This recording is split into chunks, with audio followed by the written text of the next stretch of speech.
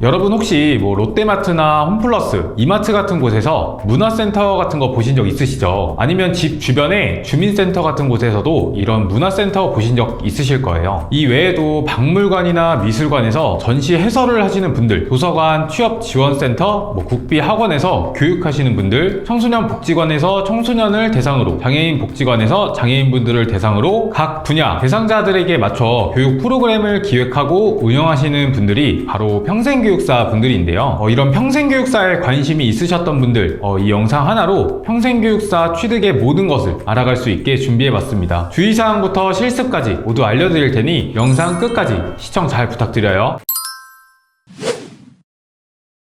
자, 여러분 먼저 평생교육사는 국가 자격증으로 보시는 화면처럼 교육부에서 자격증이 발급됩니다. 교육부에서 발급되는 국가 자격증인 만큼 학력적인 조건이나 필요한 학점, 실습 과정을 꼭 거쳐야 하는데요. 평생교육사를 취득하려면 어떻게 해야 하는지 차근차근 설명해 드릴게요.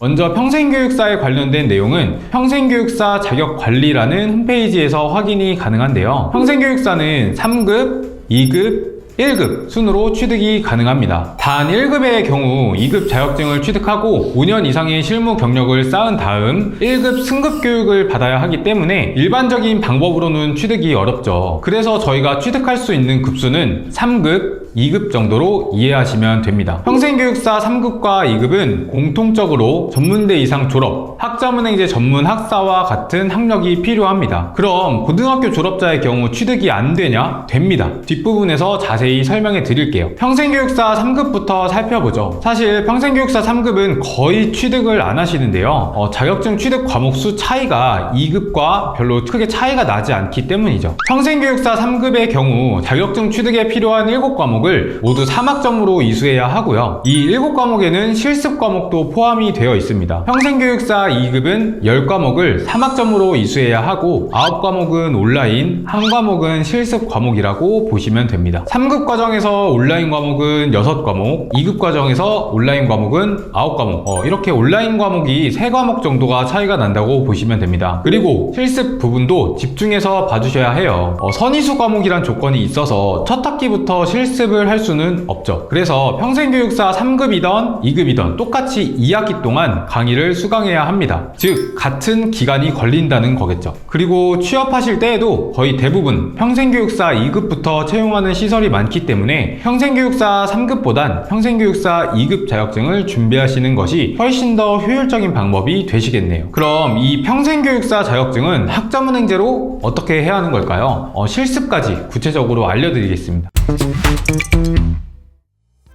먼저 전문대 졸업자의 경우 평생교육사 2급 10과목을 2학기로 나눠서 수강해 주시면 됩니다. 온라인 강의는 한 학기가 15주 과정으로 대학교와 같은 수준의 학점을 인정받을 수 있는 강의라 일반 학원 온라인 강의와 같다고 생각하시면 안 될 것 같아요. 그래서 가장 중요한 출석부터 시험, 과제, 토론 등 이런 것들을 하시는 방법을 설명해 드릴게요. 출석하는 방법은 어디 직접 가시거나 할 필요 없이 녹화된 강의를 주차별로 수강하시는 건데요. 15주 과정이니까 1주차, 2주차, 3주차 이런 식으로 지정된 요일에 내가 신청한 과목 수만큼 강의가 열리게 됩니다. 그럼 이 열려있는 강의를 아침, 점심, 저녁, 새벽 상관없이 내가 원하는 시간에 켜놓기만 하셔도 되는 녹화 강의이기 때문에 출석하시는 것 자체는 아마 어렵지 않으실 거예요. 이렇게 수업을 수강하다 보면 8주차 때 그리고 15주차 때 중간고사와 기말고사 시험을 보셔야 하는데요. 교육원마다 이 문제수 차이가 있을 수는 있겠지만 보통은 객관식 20문제에서 주관식 5문제 이 정도가 출제가 됩니다. 당연히 시험도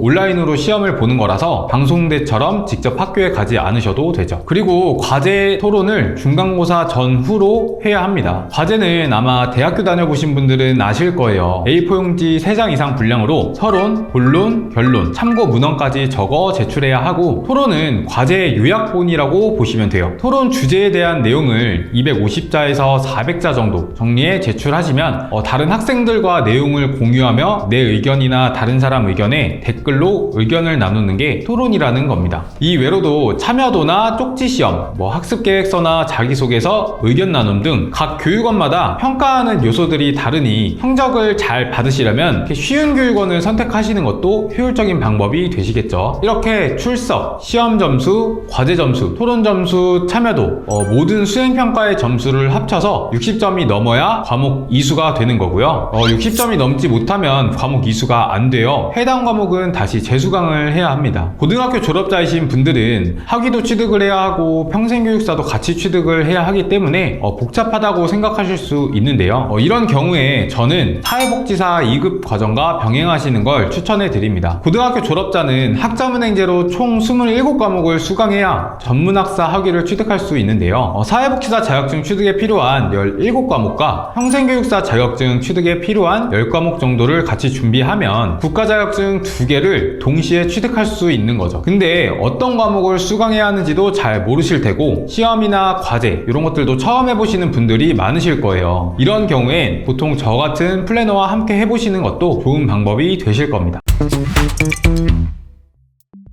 평생교육사 실습도 평생교육 실습이라는 하나의 전공 필수 과목인데요. 온라인 강의 수강하는 방법처럼 15주 동안 수업을 수강하며 과제 기간처럼 실습 인정 기간 내에 실습 기관에서 160시간을 채워야 하는 과정입니다. 실습 기관이나 실습에 대한 정보는 평생교육사 자격관리 사이트에서 쉽게 찾아볼 수 있고요. 실습 기관에서 실습을 하는 게 아니라 강의를 수강하며 실습을 꼭 해야 하는 거기 때문에 이 부분 착오 없이 잘 준비해 주셔야 합니다.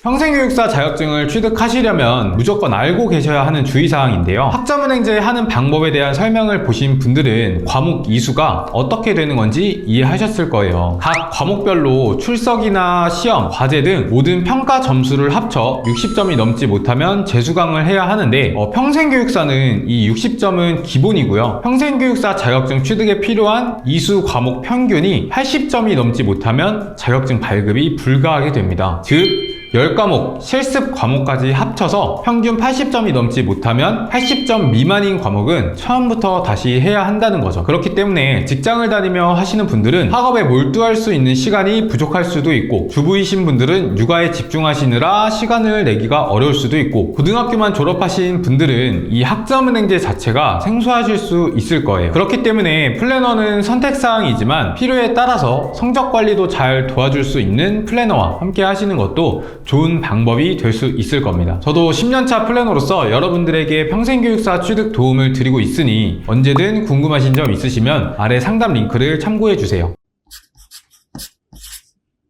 자, 이렇게 평생교육사 취득 방법에 대해 모두 알려드렸는데요. 사실 이렇게 알려드려도 될까 싶을 정도로 쉽게 설명을 해드려서 과정 자체가 되게 쉽게 생각하실 수도 있을 것 같아요. 근데 주의사항 부분에서도 말씀드린 것처럼 각 과목별로 80점이 넘어야 하니까 이 점 꼭 주의해 주시고요. 평생교육사 자격증에 대해 궁금하신 점이나 평생교육사를 취득하고 취업이나 진로에 대해 상담이 필요하신 분들도 언제든 하단 상담 링크를 통해 최민수 팀장님을 찾아주시면 제가 직접 상담을 도와드려 설명을 한번 해드리겠습니다. 이상 가시TV의 최민수 팀장이었습니다. 감사합니다. 더 궁금하신 점이 있거나 영상에 나온 선생님과 상담을 원하시면 PC는 제목 아래에 있는 더보기란을 클릭, 상단에 있는 상담 링크를 클릭하셔서 문의를 남겨주시면 됩니다.